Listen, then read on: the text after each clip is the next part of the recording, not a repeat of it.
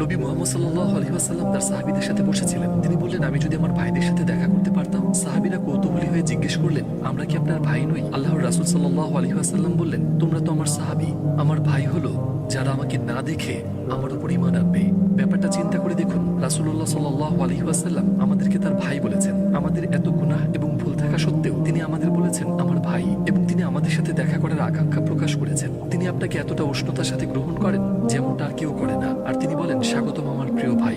কিন্তু সেই মুহূর্ত অর্জন করতে আমাদের চেষ্টা করতে হবে, আমাদের তার সাথে দেখা করার আকাঙ্ক্ষা পোষণ করতে হবে যেমনটা তিনি করেছেন। আমাদের কাজে, আমাদের অন্তরে, আমাদের নিষ্ঠায় তার প্রতি আমাদের ভালোবাসার প্রতিফলন ঘটাতে হবে। ভালোবাসা শুধু মুখে ভালোবাসি বলা নয়, বরং তার প্রদর্শিত পথে চলা।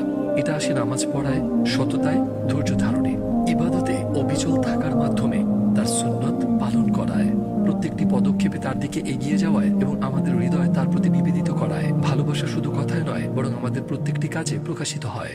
ভিডিওটা মন দিয়ে শোনার জন্য ধন্যবাদ। ভালো লাগলে লাইক দিন, শেয়ার করুন, আর এমন ইসলামিক কথা পেতে সাবস্ক্রাইব করুন। আল্লাহ হাফেজ।